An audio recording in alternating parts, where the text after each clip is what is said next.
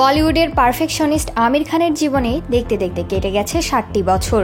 দুই সংসারে ভাঙনের পর এই বয়সে এসে নতুন করে প্রেম খুঁজে পেয়েছেন তিনি। তবে আগের পরিবার নিয়ে ঠিকই অনুশোচনায় ভুগছেন আমির। সম্প্রতি এক সাক্ষাৎকারে সেই দুঃখের কথা জানালেন অভিনেতা।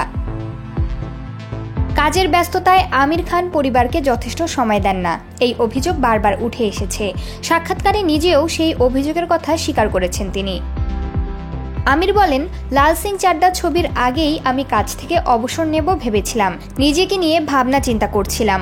কোভিড মহামারীর শেষের দিকে উপলব্ধি করেছিলাম আমার জীবনের অধিকাংশ সময় কাটিয়ে ফেলেছি, কিন্তু 18 বছরের পর থেকে জীবনের বেশিরভাগ সময়ই আমার জীবন জুড়ে ছিল শুধুই সিনেমার কাজ। আমির আরও বলেন, এসব ভাবতে ভাবতেই বুঝলাম আমি আমার পরিবার সম্পর্কে বেশি সময় দেইনি। সন্তান, ভাই বোন, পরিবার কেউই সময় পায়নি আমার। কিরণ বা রিনাকে বিয়ে করেছিলাম, কিন্তু এই মানুষগুলোকে সময় দিতে পারিনি। কথাগুলো বলতে বলতে আবেগপ্রবণ হয়ে পড়েছিলেন আমির। তিনি বলেন, কোভিড চলাকালীন সময়ে এসব ভাবতাম, খুব আবেগপ্রবণ হয়ে পড়েছিলাম। নিজেকে দোষী মনে হচ্ছিল। নিজে যা কিছু করেছি তা ভেবে মোটেই ভালো লাগছিল না। আমি 35 বছরে বহু সিনেমায় কাজ করেছি, তাই এবার পরিবারকে সময় দেওয়া দরকার। সৌভাগ্যবশত এই ভাবনাগুলো যখন আসে তখন আমার বয়স 55 থেকে 57 বছর, 88 নয়। তাহলে অনেকটা দেরি হয়ে যেত।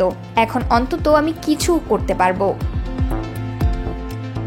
উল্লেখ্য, আগামী 20 জুন মুক্তি পাচ্ছে আমিরের ছবি সিতারে জমিন পর। এই ছবিতে তার সঙ্গে জুটি বেঁধেছেন জেনেলিয়া ডিসুজা।